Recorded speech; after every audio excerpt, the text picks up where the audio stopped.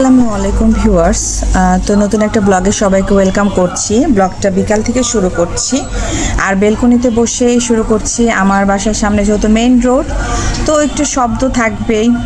আর মানে শব্দটা ইগনোর করবেন, আমার কথাগুলো মনোযোগ সহকারে শুনবেন। আজকে দুইটা দিন থেকে হচ্ছে একটুখানি রোদের দেখা পেয়েছি, বৃষ্টি নাই বললেই চলে, গতকাল এবং আজকে। তো আমার বারান্দা বাগানে চলে এসেছি আর বিকালবেলা। তো এই হইলো আমার বারান্দার ফুল লুক। এখন আজকে আমি এই ভিডিওতে কিন্তু কথা বলবো যে তিশার ননদ নিশি এবং বাপ্পির বোন নিশি আসছে দেশে, এবং নিশির বিষয়টা নিয়ে আমি আজকের ভিডিওতে কথা বলবো যে একটা মানুষ বাবা মা মারা গেলে কতটা অসহায় হয়ে যায়, বা দেশে আসার পর তার সাথে কি হলো সেই বিষয়টা নিয়ে আমি কথা বলবো। তো এই হলো আমার বারান্দার ফুল লুক। আমি আপনাদের সাথে একটুখানি আমার বারান্দাটা শেয়ার করে দিলাম। গাছগুলোতে আমি পানি দিব, আর একটু পরে পানি দিব, সন্ধ্যার একটু আগে পানি দিব। এখন একদম রোদ, তো এখন যদি গাছে পানি দেই তাহলে রোদে এই গাছগুলো সর্দি জ্বর হয়ে যাবে। তো যাই হোক, রোদটা একটু কমে গেলে আমি গাছগুলোতে একটুখানি করে পানি দিয়ে দিব। তো এই হইলো আমার বারান্দার ফাইনাল লুক। আমি যতটুকু পেরেছি আমার বারান্দাতে গাছ রাখার ট্রাই করেছি, কারণ আমার কাছে ভালো লাগে গাছ। তো অনেক কষ্টেই এই বারান্দা পরিষ্কার করা লাগে। আমার এইদিকে পাখি আছে, এই যে। তো যাই হোক, আমি মূল কথায় আসি। আসলে কথা বলতে গেলে ভিডিও কিন্তু অনেক বড় হয়ে যায়, যার কারণে আমি মূল কথা আপনাদের সাথে শেয়ার করতে পারি না।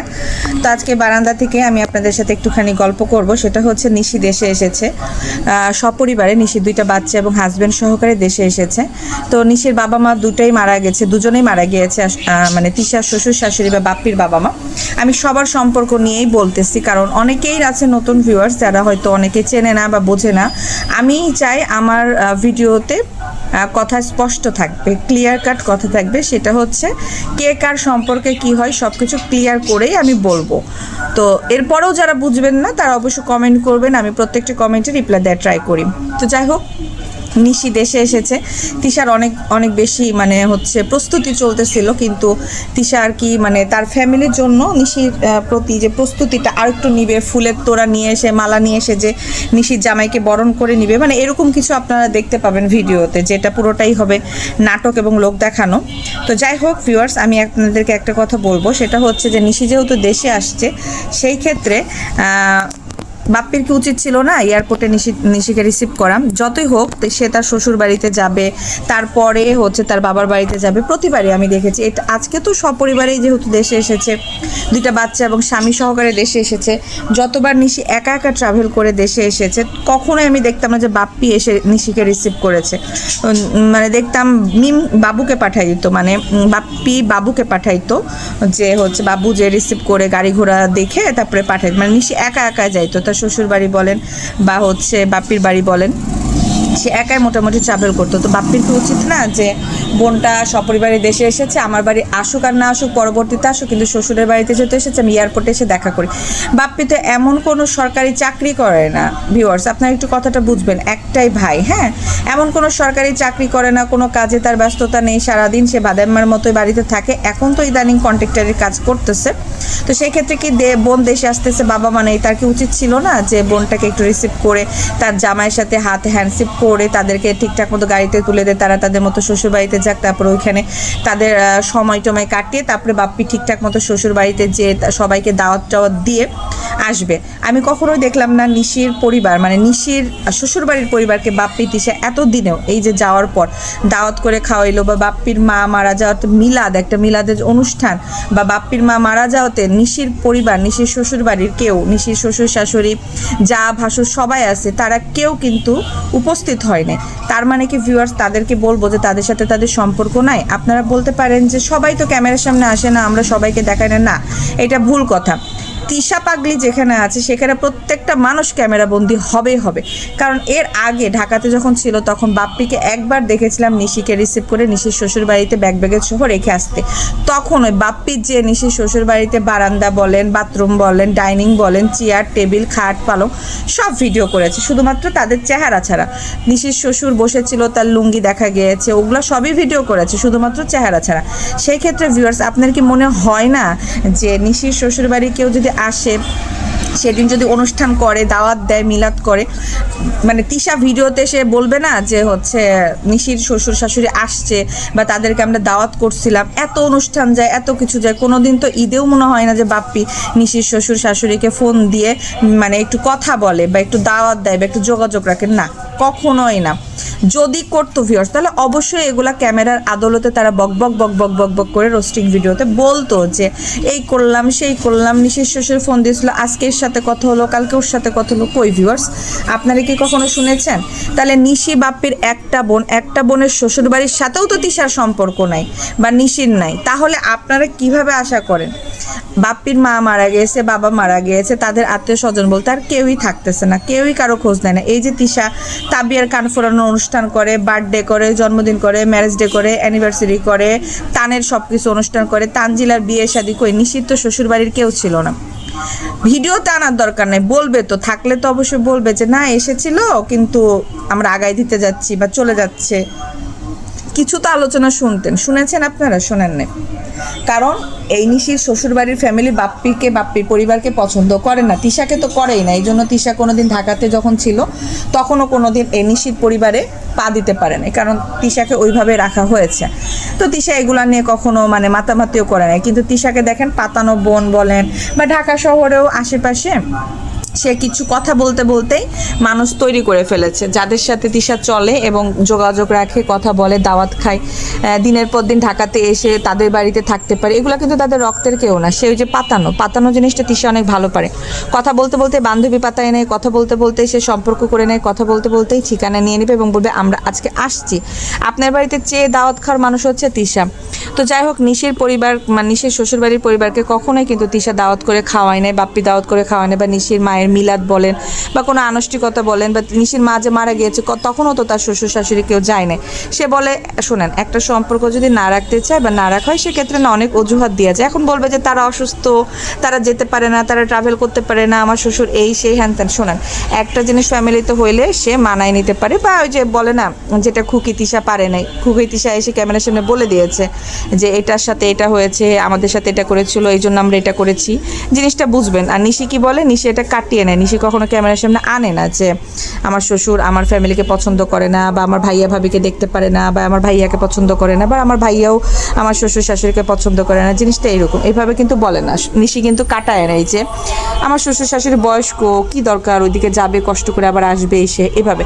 এখন তুহিন আসছে, নিশির হাজব্যান্ড, সবাই কিন্তু সাবধান, তিশা কিন্তু ওত পেতে বসে আছে। নিশির হাজব্যান্ড তুহিনকে দিয়ে সবার চ্যানেল গায়েব করাই দিবে, সবার চ্যানেল উড়াই দিবে, কপিরাইট স্ট্রাইক দিবে।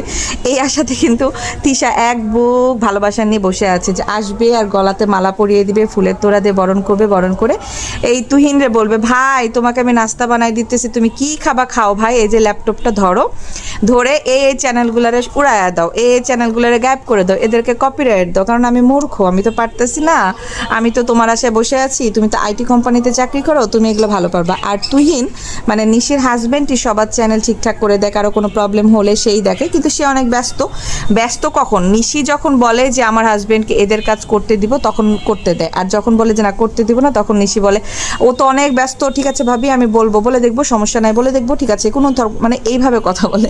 তো ভিউয়ার্স, আপনারা আমার কথাগুলো ক্ষমাসুলভ দৃষ্টিতে দেখবেন। অ্যাকচুয়ালি এদের ভিডিও দেখতে দেখতে এদের সম্পর্কে আমার প্রচণ্ড পরিমাণে ধারণা হয়ে গিয়েছে। আর তাছাড়া এদের ভিডিওতে বলা কথা, থাম্বনেল এবং টাইটেলের সাথে কখনো কোনো বাস্তবতার মিল নাই। তো যাই হোক, তিশা কিন্তু তার ভিডিওতে বলে দিয়েছে যে সে বাংলাদেশে থাকতে চায় না, সে বিদেশে পাড়ি দিতে চায়। এখন তুহিন বাংলাদেশে এসেছে, তুহিনের পা চেটে চুটে যদি খাইয়ে দাইয়ে গুণ তাবিজ করে, মানে তিশার তো এগুলো আবার অভ্যাস আছে, তিশা যার প্রতি নজর দেয় তার জীবন জ্বালায় পুরো সারকার করে দেয়। আল্লাহ ভালো জানে নিশির জীবনটা যেন এরকম না হয়, যেহেতু মা বাবা দুইটাই মারা গিয়েছে। তো এই জন্য সে নিশি বিদেশেই থাকে, বিদেশের মাটিতে থেকে দূরেই থাকে, ওর জন্য এটা ভালো হয়েছে, বাংলাদেশে থাকতে পারতো না, কারণ ভাইটাও ভাদান মা, ভাইটা কোনো কাজেরই না। তো যাই হোক, তিশা কিন্তু ওত পাইতে বসে আছে যে কখন আসবে আর কখন তুহিনকে খাওয়াই দেওয়া, মাথার উপরে হাত দিয়া বলবো যে তুহিন আমার এই কাজগুলো করে দাও। তো যাই হোক, এখন নিশি কতটুকু কি করতে দিবে সেটা হচ্ছে আসল বিষয়। সব কিছু মিলে ভিউয়ার্স, আমি কালকের ভিডিওতে দেখলাম তিশা বলতেছে যে আমি বাংলাদেশে থাকতেই চাই না। হ্যাঁ, আপনারা বলবেন যে কেন বাংলাদেশে তোর জন্ম, বাংলাদেশে থাকবি না, এটা কি ধরনের কথা? আমি থাকতে চাই না এইসব কারণে, কারণ আমি হচ্ছে বিদেশ থাকতে চাই। তো যাই হোক ভিউয়ার্স, এখন সবাই বিদেশ পাগলা হয়ে গিয়েছে, কারণ তানজিলাও খুব ট্রাই করতেছে তার হাজব্যান্ডকে বিদেশ পাঠাইতে। আমার না এই গাছটা অনেক সুন্দর মানে উঠছে, এটা আমি ইনডোর প্ল্যান্ট, হ্যাঁ এটা কিন্তু ইনডোর প্ল্যান্ট, আমি জাস্ট একটু আলো বাতাস খাওয়ানোর জন্য বারান্দাতে রেখেছি। এটা আমার হচ্ছে ড্রয়িং রুমে ছিল, ড্রয়িং রুমের সোফার কর্নারে আমি রেখেছিলাম। এই যে এটা কিন্তু খুব সুন্দর একটা গাছ, দেখেন আমি একদম বাধাই করে দিয়েছি, একটা লাঠিতে খুব সুন্দর হয়ে উঠে গিয়েছে। আমি এই যে হালকা রোদ, আমার বারান্দায় কিন্তু রোদ আসে না আমার বারান্দায়, দেখেন এই জন্য আমি ম্যাক্সিমাম গাছ আমি পাতা ভাড়া রাখছি। তো আলো বাতাসের জন্য আমি এই গাছটা এখানে রাখছি, বৃষ্টি টিষ্টি হচ্ছিলো এই জন্য এখানে একটু রাখছি, এটা আবার নিয়ে চলে যাব। তো যাই হোক, তিশা বলতেছিল যে হচ্ছে সে দেশে মানে দেশে থাকতে চায় না, বিদেশ যেতে চায়।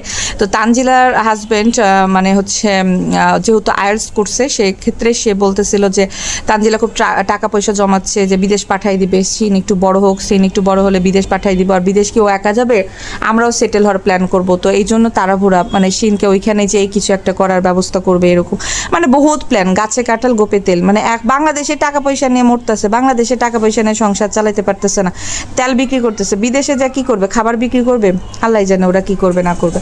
তো যাই হোক, সে বিদেশ যাওয়ার জন্য মানে তানজিলা অনেক কষ্ট করতেছে, এদিকে তিশাও শুরু করছে যে তানজিলার পা ধরে, মানে এরা শুধু ধরাধরির ভিতরে আছে, মানে একজন যাবে একজনের সাথে সিরিয়াল লাগাবে। আর তানজিলার স্বামী বিদেশ যাবে শুনে মিম ভুতুরিও শুরু করে দিছে, বাবুকে দেশে রাখবো না, এই যে জমি কিনছি, জমি কিনে এখানে বাড়ি করবো, বাড়ি করলেই আমি বাবুকে বিদেশ পাঠিয়ে দেবো। মানে সবাই এরা যখন ভিউয়ার্স একটা জিনিস কেউ একজন করে না, সবাই দেখবেন ও সিরিয়ালে হাঁটা ধরে। এই যে তানজিলার বিয়ে ধুমধাম করে যে তিশা যেভাবে দিল, সেই সিরিয়াল ধরেছিল মিম, বিয়ে করব বিয়ে করব বিয়ে করব, বিয়েতে এরকম করব, তানজিলা এরকম সাজছে, আমি এরকম সাজবো। তারপরে ধরলো মাল্টি ব্লগ শারমিন মানে বাটুল, বাবুর বোন, এই বাটুল রাজরে বিয়ে করে সেমভাবে মানে ফাংশন করব, এই করব সেই করব, সেই শুরু করলো, তারপরে করলো করে ডিভোর্স। তো যাই হোক, এখন মানে শুরু করছে, মানে তানজিলা শুরু করছে বিজনেস, জামা কাপড়ে যখন ড্রেস সেল করতো অনলাইনে, তখন এই মিমভুতুরিও শুরু করে দিল বাবু কামলাকে নিয়ে ড্রেস সেল করা, তারপরে মাল্টি ব্লগ শারমিন রাজকে নিয়ে শুরু করে দিল ড্রেস সেল করা, তারপরে তানজিলার শোরুম উঠে গেল, মাল্টি ব্লগ ডিভোর্স হয়ে গেল, এদিকে মিমভুতুরির সংসারটাই ভেঙে যাচ্ছিলো, তাই গ্রামে মানে বাবুকে নিয়ে দৌড় দিল শহর থেকে এই মাল্টি ব্লগ শারমিন, এবং তার মা বাবু কাল্লার মায়ের কারণে মিমভুতুরি বাবু কাল্লারে নিয়ে গ্রামে চলে গেল, ভয়ে যে তারা আমার সংসার ভেঙে দিবে, কারণ তারা উল্টাপাল্টা কাজ করবার করে, তো এই কারণে চলে গেল। তো দেখেন, একটা একটা করে দেখা দেখি করে যদি কেউ কিছু করতে যায়, সেক্ষেত্রে এরকমই হয়। নিজের পার্সোনালিটি, নিজের কাজ, নিজের সতীত্ব ধরে রাখতে হলে যে কাজটা মনোযোগ সহকারে করায় সেটাই কিন্তু টিকে যায়। মানুষকে দেখা দেখি যদি করতে হয়, এই কাজ কিন্তু টিকে না, তারা কিন্তু স্টে করতে পারে না। তো যাই হোক, এখন কথা হলো যে এই যে তিশা নানি মানে বসে আছে, নিশি কবে আসবে, নিশিকে দিয়ে তুহিনকে দিয়ে কাজগুলো সে করাবে। সে ইউটিউব প্রাঙ্গণ ছাড়া কিচ্ছু বোঝে না, তার সোশ্যালিজমই হচ্ছে ইউটিউব প্রাঙ্গণ, ইউটিউবে সে নষ্টামি নোংরামি পারিবারিক বিষয়গুলো ইউটিউবে নিয়ে সে ঝামেলা, প্রত্যেক দিন ক্যামেরার সামনে বসে নাক খুঁটছে সে 20-30 মিনিটের ভাইয়ের বউ, দুইটা ভাই খারাপ, মা বোন এগুলাই বিষয় চলতেছে। তো আপনারা যারা রেগুলার দেখেন তারা তো জানেন যে কোন কোন বিষয়গুলো উঠে আসতেছে। বাট আপনারা আমাকে একজন কমেন্ট করেছিলেন যে কোনোভাবে তিশাকে বাংলাদেশের বাইরে পাঠিয়ে দেওয়া যায় না। ভিউয়ার্স, আপনাদের পাঠানো লাগবে না, তিশা নিজে ট্রাই করতেছে তুহিনকে দিয়ে যদি সে দেশের বাইরে চলে যেত। এখন সে মানে বলতেছে যে আমার একটাই ছেলে তান, আমি চাই আমার ছেলেটাও দেশের বাইরে যাক, আমি ছেলের সুযোগও হইলো আমি দেশের বাইরে যাইতে পারবো।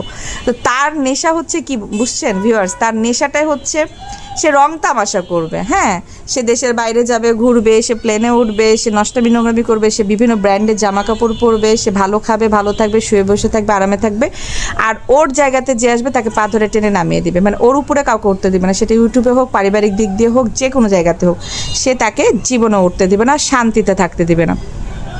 তো এই হইল তিশার মানে লজিক, এবং তিশা যেই উদ্দেশ্যে এই তুহিন নিশি করে বসে আছে ভিউয়ার্স, সবার চ্যানেল উড়ানোর জন্য এবং সবার চ্যানেলে স্ট্রাইক দেওয়ার জন্য। কারণ খুকি তো বলেই দিছে যে এই কাজগুলো যতজনের চ্যানেল উঠছে আমি তো মুখ খুলে সব বলে দেবো, সব কিছু তিশা করতো, তিশা কখনোই চায় না ইউটিউবে এরকম নিয়ে। আর একটা কথা ভিউয়ার্স, আপনারা জানেন কি জানেন, তো অনেক আগে এই তিশা কিন্তু হচ্ছে পায়েল ব্লগ, মানে পায়েল বাংলাদেশি ব্লগার পায়েল এবং বাংলাদেশি ব্লগার মুক্তা, তারা দুই বোন ছিল, এই দুই বোনের পা চেটে নিশে উঠছিল, তাদের দুই বোনের বাসাতে যে নিশি চ্যানেল মানে করে নিয়ে আসছিল, নিশি কিন্তু ওদের কাছ থেকে চ্যানেল নেয়।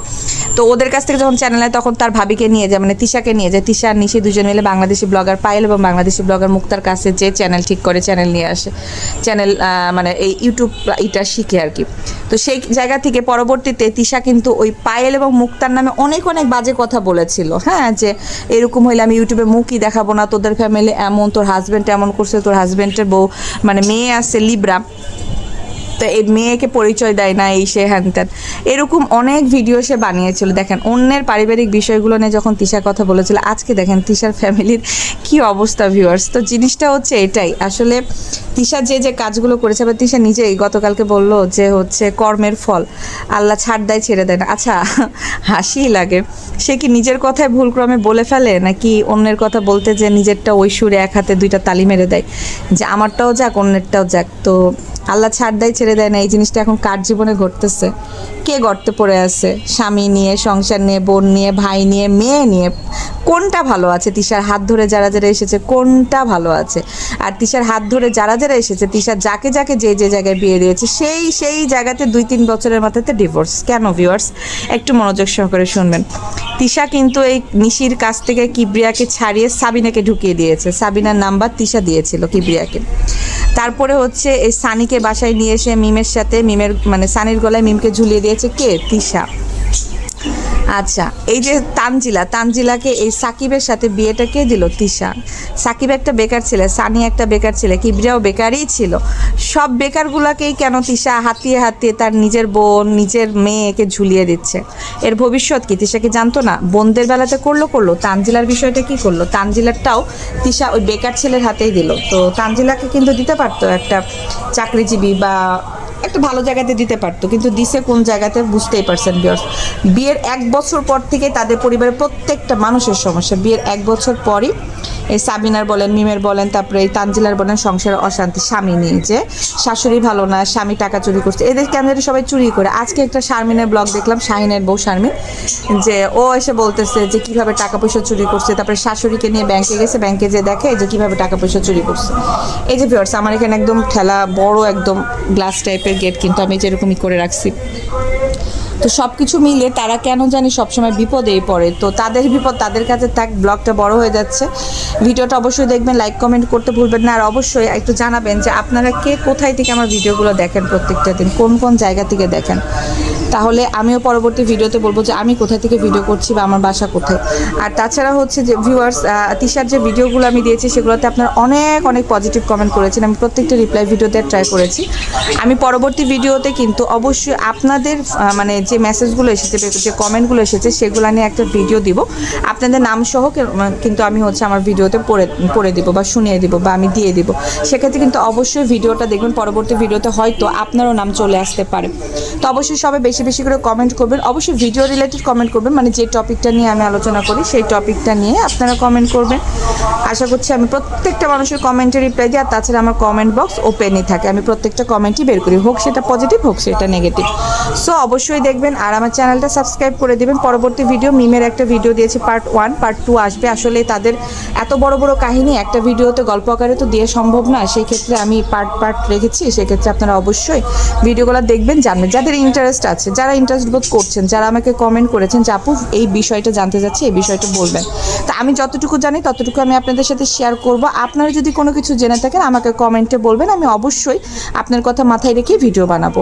তো যাই হোক, এই যে বিকালবেলা বারান্দাতে বসে দেখেন আমার বাইরে কি যে শব্দ, কারণ আমার বাসার সামনে হচ্ছে মেন রোড। তো মানে এত শব্দ হয় সারাটা দিন। আর আমি এই যে বিকাল, তো এই জন্য বিকালে যে বেলকনিতে বসলাম, আমার কাছে ভালো লাগে এই জায়গাটা। আমি আপনাদেরকে একটুখানি জায়গাটা শেয়ার করে দিই। হ্যাঁ, এই যে দেখেন আমি বেডে বসে ভিডিও বানাচ্ছিলাম, এখানে বসে আমি ভিডিওটা বানাচ্ছিলাম। তো এই যে আমার বেলকনি, এটা একদম খোলা একটা গেট, হ্যাঁ, এরকম গ্লাস টাইপের। আর এই যে আমার এখানে পাখি আছে, আমি এখানে পাখি রাখছি, আমি অনেক পছন্দ করি। আমার আরও ছিল, আমি বিক্রি করে দিয়েছি, সেল করে দিয়েছি, কমিয়ে ফেলেছি, অনেক পাখি ছিল। তো এই যে হচ্ছে আমার বেলকনিটা অনেক বড় একটা বেলকনি, আলহামদুলিল্লাহ। গুছিয়ে রাখলে সব কিছু অনেক সুন্দর হয়। আমার বেলকনিটা বড়ই, মোটামুটি এর থেকে বড় বেলকনি আর হয় না এই জায়গাতে। তো যাই হোক, এই হইল আমার লুক। আমি এই যে এই বেডে বসে থেকেই ভিডিও করতেছিলাম এখানেই। এটা আমার গেস্ট রুম, আমি গেস্ট রুমে বসে ভিডিও করতেছিলাম, কারণ বিকালবেলা আমার কাছে এই বারান্দাতে হাঁটতে ভালো লাগে। আর একটু পরে আমি পানি দিয়ে দেবো গাছগুলোতে। এই হলো আমার বেলকনির গাছ, প্রত্যেকটা গাছগুলোতে একটু একটু করে পানি দিয়ে দেবো, কারণ বৃষ্টিতে তো এমনিতেই হয়ে আছে। গত 2টা দিন মানে রোদের জন্য আমার গাছগুলো একটুখানি শুকাই গেছে। তো যাই হোক, আমি আজকে আবার হচ্ছে সন্ধ্যার একটু আগ দিয়ে পানি দিয়ে দেবো। তো ভিউয়ার্স, ঠিক আছে, এই যে আমি গেট লাগিয়ে দিলাম, প্লাস সাথে সাথে আপনাদের সাথেও বিদায় নিয়ে দেবো। টাটা, বাই বাই, আল্লাহ হাফেজ।